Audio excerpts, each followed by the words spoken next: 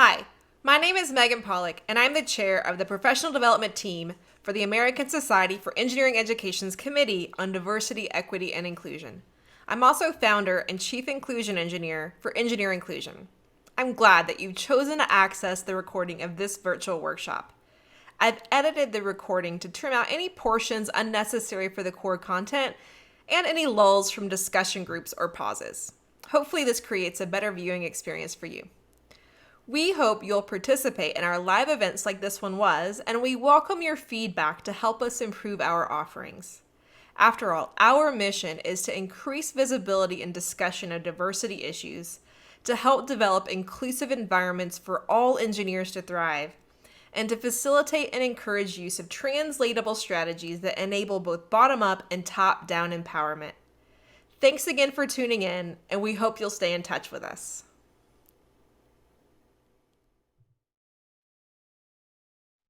All right, welcome everyone. I am really excited that you have chosen to be here with us today. My name is Megan Pollock, and I am the chair of the professional development team for the ASEE Committee on Diversity, Equity, and Inclusion. And my colleague Bree Benedict, who's PhD candidate at Purdue in engineering education, is my co-host and the person who's been helping me put this awesome summer series together. So I'm really grateful for her and all the work that she's doing. So we're going to tag team this session that we have today. So with that, I want to just give a little bit of background of where we're going to be going today. We're going to be talking about the ASEE and SEFI joint statement. So since you have registered, if you'll check your email, if you haven't already, you can find the links to the PDF document of the statement, where if you haven't read that, you have time to skim that. And we're also going to be working collaboratively from a Google Slide document. In fact, this document here that we're working from. And that link is also in your registration email. So while we're kind of doing all of the warm up here, access those files and save you some time later because we will need those. About the Committee on Diversity, Equity, and Inclusion, we are comprised of members appointed from several of the diversity serving divisions within ASEE, and we are open to anyone who wants to be part of these conversations. And you can learn more about our initiatives at diversity.asee.org/DEI committee. If you don't capture that, I'll make sure it's in the follow-up notes, and you can always find this a little easier just diversity.asee.org, and then you can link to us there. All right, so just basic logistics. I know we're all pros at this, but I just want to do a quick check-in on technology. You have control of your audio. We have everyone muted initially, and we invite you to turn on your web camera to enhance our community here. You've got a couple of different options for reactions, so to participate in the conversation. So you have the option to do like a clapping hands or a thumbs up, and that shows up on your actual webcam. If you go to the participant list, there are some other signals there that you can offer to us, like yes, no, go slower, faster, some other kinds of signaling that you can do there. And you can chat to the whole group, or you can chat to individuals. And we have automated closed captioning running through Google Slides, but it is imperfect. And if you really need and depend on closed captioning, please let me know. And so we can try to figure out how to subsidize the algorithms here to get you the content that you need. That is important to us, and we want to fill in the gaps where the system's going to fail. So please message me and let me know that. Next, we have some tips for virtual workshops. First of all, this is not a webinar. This is a conversation. We're going to be talking with one another. So please show your camera as much as you're comfortable. Use a headset with a microphone. It just improves audio.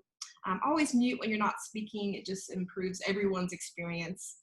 Actively communicate with each other. So use that chat box to engage. If you want to do some kind of simple agreement, you can do the thumbs up, the clap hands, or just type +1 in the chat box if that's easier. Ensure that your name shows up properly in the list. So sometimes you log in under your, partner's account and we're seeing a name that's not you, so try to update that. And while you're at that, go ahead and add your preferred pronouns in parentheses after your name. And finally, if you have issues, we probably cannot solve them for you. So please reset your audio, log off, and if all else fails, reboot and try again, and we'll be here waiting for you. So we're gonna have one big breakout set, not one big, we're gonna break out into breakout groups, but it's gonna be about a 20-minute chunk of our time today. And so to really make that a valuable experience, please make sure that your camera is turned on, your audio is connected. Once we get into those groups, please someone take the lead and help the group be successful in completing the discussion task that we'll have for you. And then we'll send chat reminders throughout the time to give you updates and kind of help you pace, okay? A few more guidelines while people are logging on. We are at a particularly challenging time right now, and I will speak for myself. I live on the edge on a lot of things, and I know that there could be many parts of the conversation that we have today that could be emotional, that can be triggering, that can just be overwhelming. And I want to acknowledge that that's the space that many of us are coming from, and I want us to try to be really kind and courteous and supportive for others who might be feeling those same kinds of things today. And so what I want to ask as we go through our hour is that you stay engaged. If something happens or something that's said and you feel like you want to withdraw, really ask yourself what's happening, reflect on those discomforts, actively participate. This is meant to be a discussion, and we're going to come back together and create some strategies. So it only works if you work with us. And be thoughtful when you're in your small groups to share the mic. We don't want any single person to dominate those conversations. If something's said that you don't understand, please ask for clarity. It's better that you ask for clarity than to assume the wrong kind of intent. Please speak your truth, especially, well, it's always important, but I think right now, as tensions are so high with what is happening in our country, that you can only speak from your experience and not from that of others. And then I already mentioned discomforts. And then finally, expect that we will not solve all the world's problems today. But our goal is that we at least start a conversation and move towards some collective strategy in the time that we have together. So this is part of a summer series. We started middle of May, and we're going to go through August 12th, every single Wednesday, same time. And so you can sign up on our website, and I encourage you to do so. Okay. Here is what we're going to do today. We're going to spend a few minutes getting some background with the authors on the statement that they wrote. And so hopefully you are all here, and then you'll chime in when we ask those questions.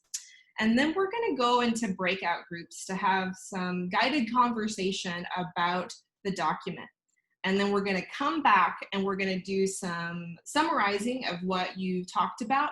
And then I'm going to depend on all of you to help in this collective Google Slide document to start summarizing and distilling down the most common things that we're seeing into some true actionable strategies and steps. And we've even got a space in the slides for us to start thinking about some accountability and pledges along the way. All right, so with that, I want to do a quick poll to just kind of get a sense of who's here. So I'm going to launch the poll. Tell us, select which of the things in that list best describes your primary role. I understand that many of us wear many hats, and select the one that's more you. And then the second question is just a check-in. How are you feeling? And there are a range of feelings there. If the feeling that you feel the most is not there and you feel comfortable sharing, you can add that to the chat box. If not, I just want to acknowledge again that we're all experiencing so many things right now. So I'll just pause for a second to give you a chance to respond.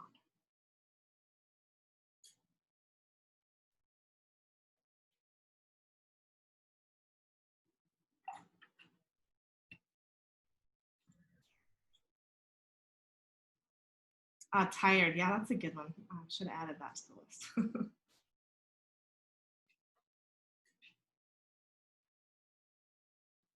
Okay, so about almost, oh good, you're all getting it now. We're almost done, 90%.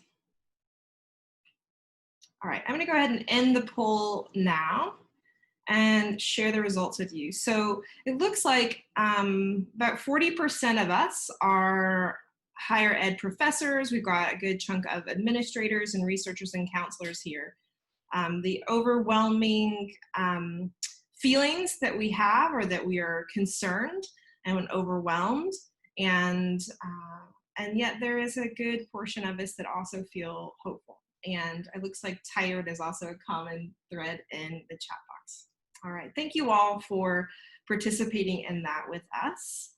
Now, the statement here is, if hopefully you know what you've come to talk about in our session today. And so last week, I think that's when it went live, ASEE and SEFI issued a joint statement on diversity, equity, and inclusion, which was a call and a pledge for action. And so listed here on this screen are the primary authors are on the right, and then the contributors and acknowledgements that were also mentioned in the document are on the bottom. And I suspect that we have a lot of these people here.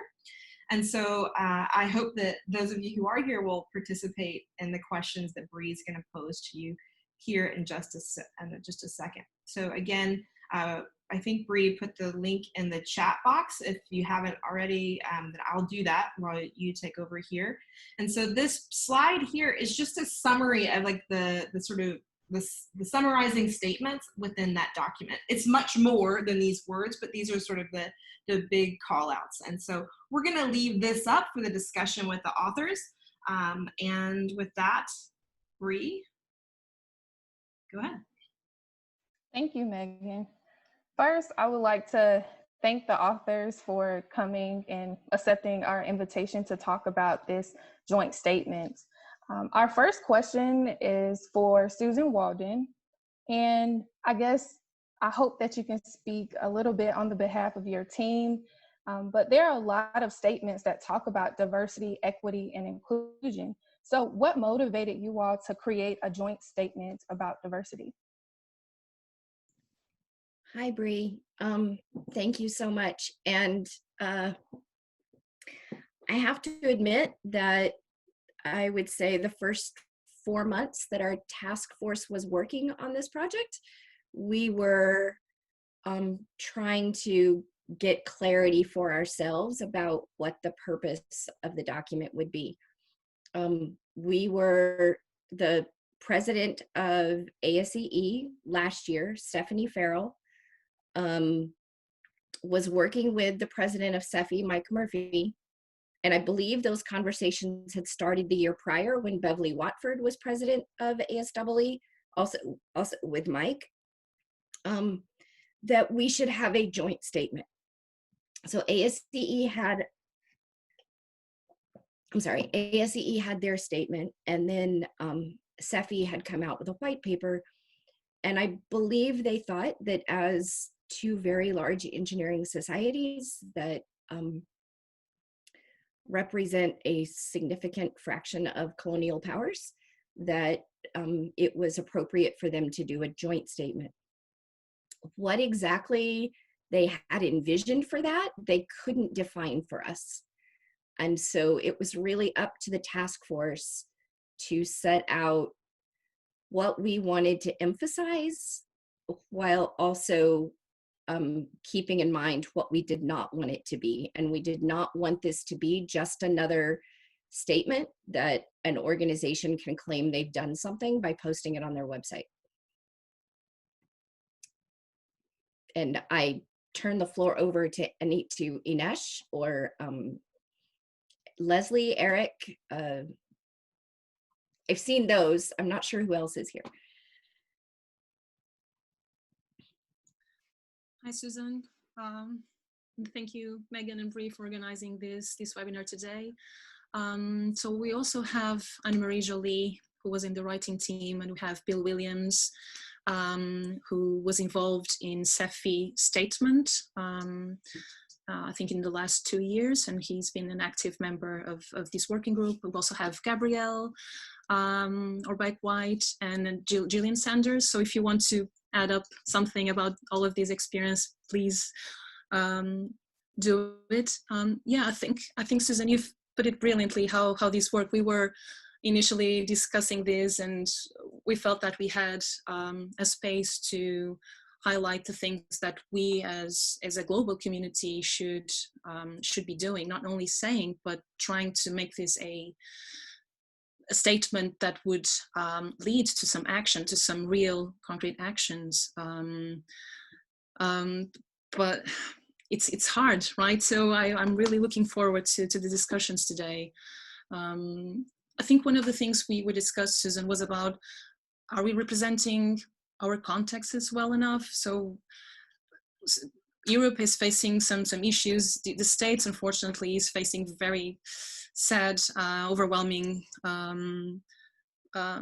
things as well. But we wanted to make sure that these represented the global community. But there's nothing else to say. We're global. I think our issues and struggles resonate across the Atlantic. Please come on board and say what you think about the experience. I don't know if Bill wants to say something about the past experience and the past joint paper.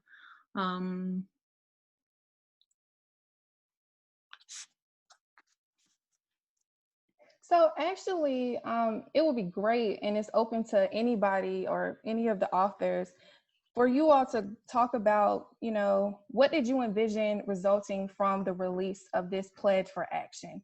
So what is the action? What type of actions did you all intend with your statement?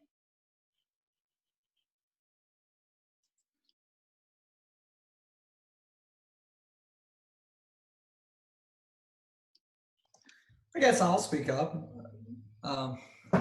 Those who know me, I'm not a quiet individual. And I see Susan and a few people smiling. So the statement that you see at the end, as a member, for those who are, it's on the screen, as a member of the global engineering community, I pledge to celebrate diversity, create opportunities, and actively support inclusive environments in which all students, colleagues, and members of the wider society are welcome, respected, and valued. And of course, it goes on. I mean, to me, and some of the conversations I remember when we were going through editing and writing the documents, and I cannot remember, you know, who exactly wrote that section or how it came apart, but I do remember the conversation of, we just don't want it to be a pledge of actions that's going to be repeating something another organization like the Engineering Dean's Council was doing. You know, we wanted something that organizations and individuals could use as a pledge. And I do feel like it's written in such of a manner that you can do that, because as a member of the global engineering community, that membership could be a department who wants to commit, or a college, a university, an individual, a research team. I mean, there's a lots of interpretation that could be put there. And that's kind of the thing, like Susan was talking about, we didn't really know where we were taking this to begin with. And we were looking at guidance from ASEE and SEFI leadership, since it is their statement that we just helped write, right? So we wanted to make sure that we were capturing the organization's views and experts' views on the topics. Thank you. And I appreciate that. However, sometimes with some kind of blank assumptions, people can kind of put a pledge for action on their website, but their actual practices don't match what they're doing. So the intention may be, you know, very good, but how they actually enact the pledge may not match the exact intention. And I'm sorry that I'm stumbling over the words, but I think that it's important for us to think about the strategy behind these types of statements when we create them. And that's what we're here today for. And so in our first breakout session, we want you to talk about what the statement means to you, and how can we use the statement as a springboard to launch more disruptive and intentional change. And once you come back, we're going to actually talk through some strategy, but we really want you to go in your group and talk about what the statement means to you, and for you all to think about how we can use it as a springboard and make sure that our actions match our intentions.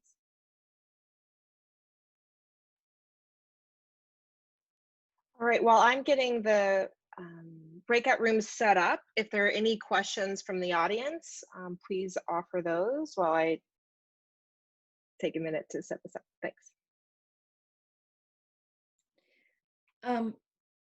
So someone interrupt me if you have a question, but I just wanted to add one more thing, that within our goals, we wanted to think not just about the need for access and inclusion because of, say, diversity. We were trying to walk away from a capitalist explanation or justification for having diverse engineering groups, because one of the things that was really concerning us is that without that, engineers need to be taking into more account all of the stakeholders and all of the people that can be impacted. So who they are engineering for, and what maybe some unintended consequences might be for their engineered technologies. That the needs that engineering wasn't something that was happening to people, but was something that includes all people.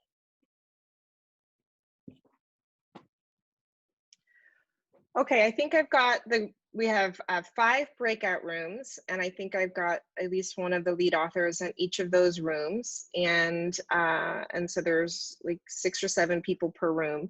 So what we're going to do is you're going to access these slides, and you're going to write on each of the slides. So for example, breakout group 1, you're going to take your notes there. You don't need to take notes for the warm-up question. That's just to kind of help you get to know each other and sort of initiate the conversation, but then take notes on the last question. How can we use this statement? And so your groups will be numbered. You'll know which group you are in.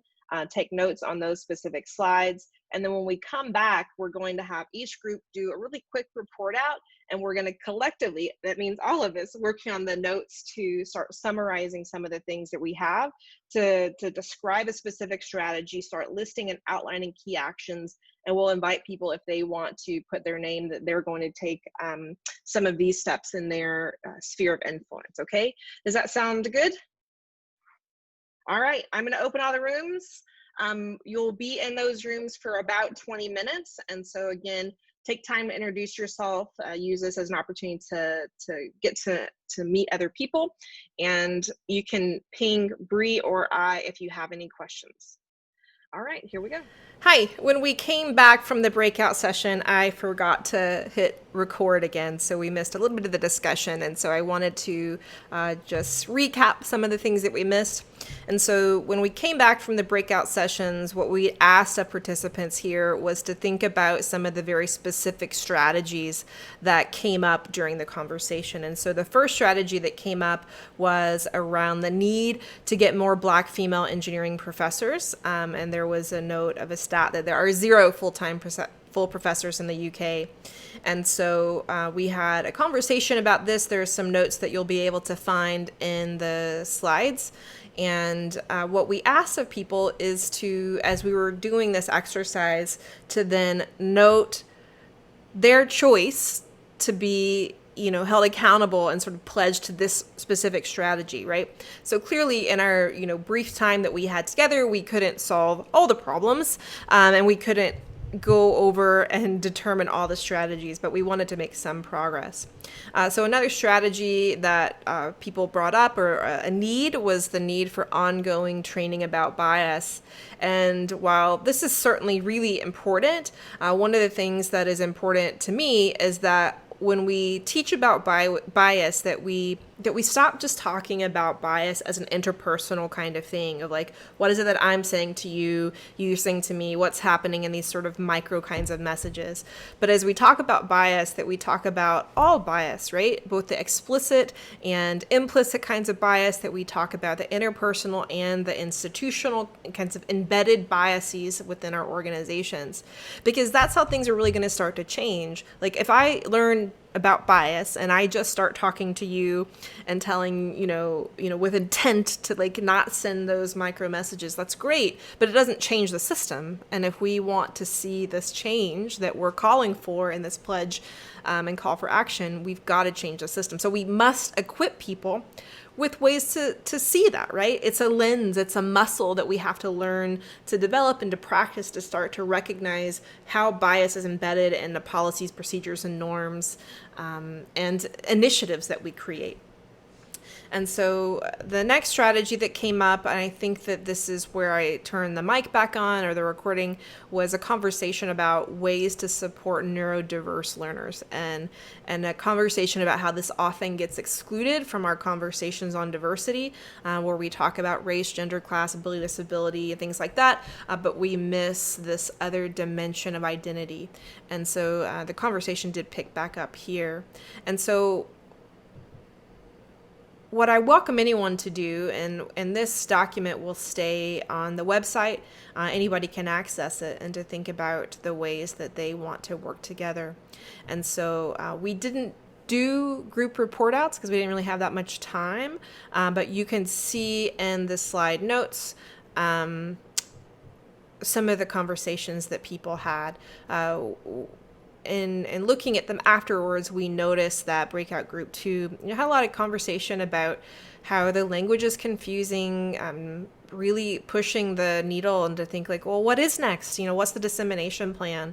And this is something I totally agree with.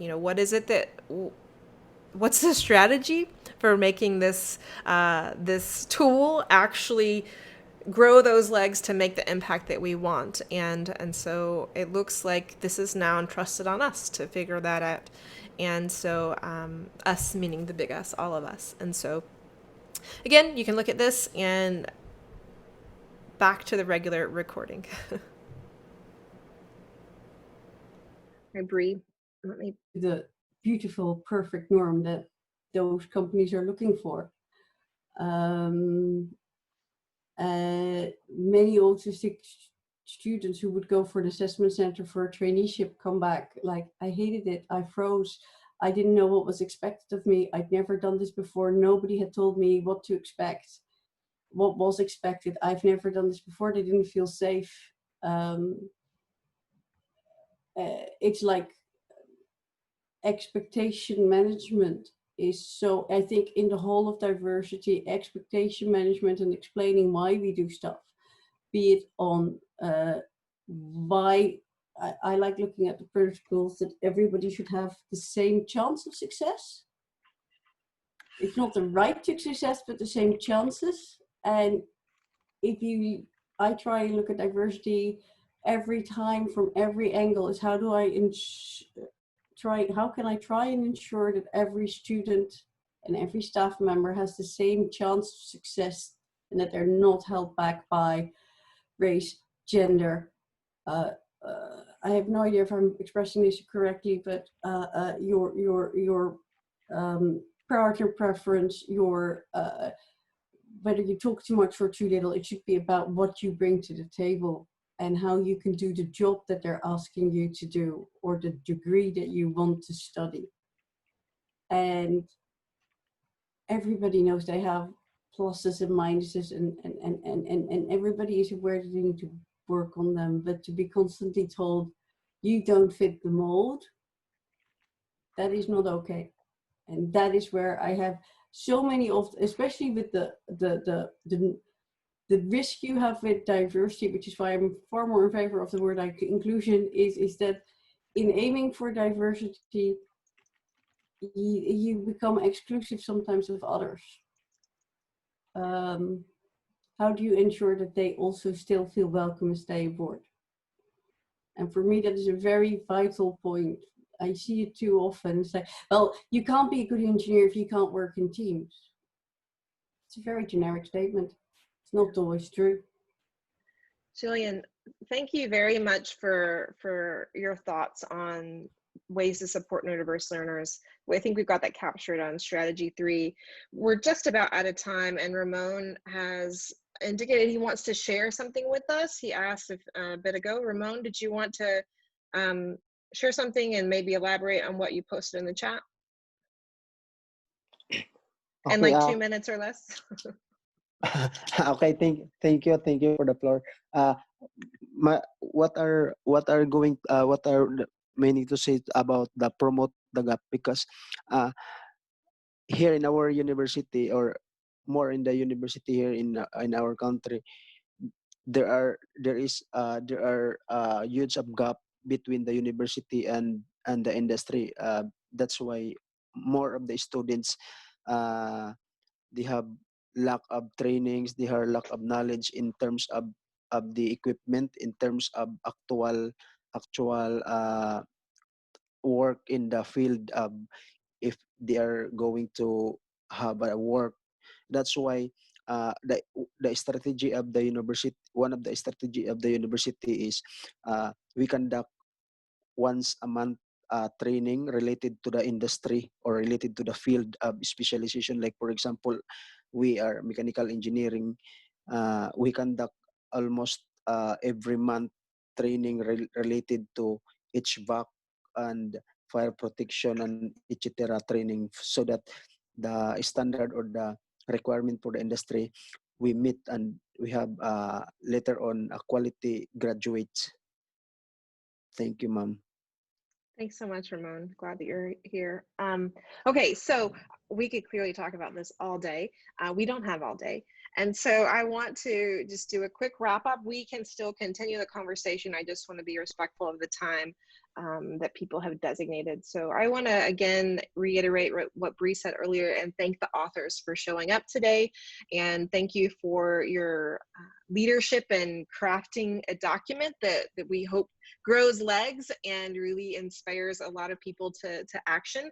And clearly this conversation is not over. We have so much work to do.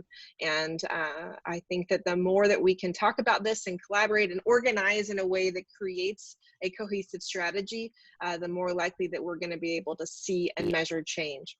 And so I want to remind you that this is a series. And so next week, we've got a session, Retracing My Steps, Reflections of a Black Woman Leader in Engineering. We have Drs.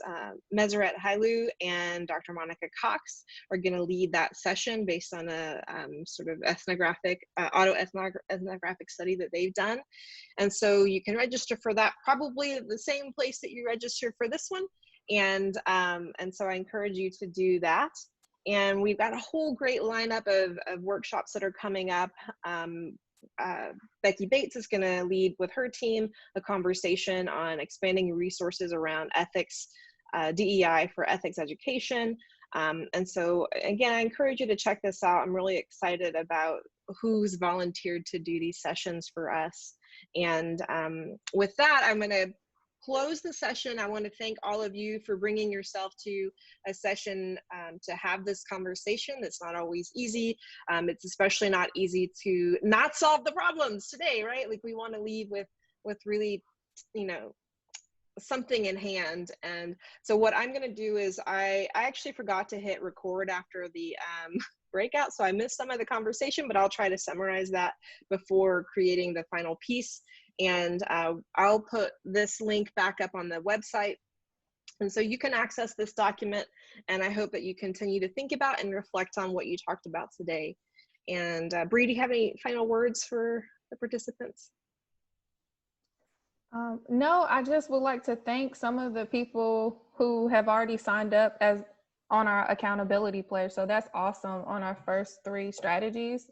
And feel free to contribute to this Google slide until it's closed, but feel free. And thank you so much for attending. I've really enjoyed this conversation today.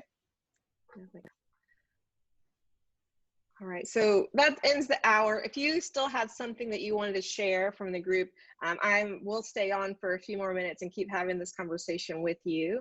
Anything else that really came up for you?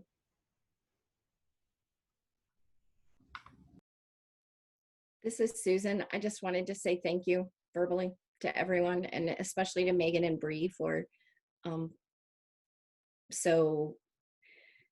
doing so well at organizing these sessions and keeping things moving along. So You're welcome. And thanks, yes, thanks definitely for organizing this session, and thanks to all of you who wrote this document and had the political fortitude to get it adopted by two big stuffy organizations.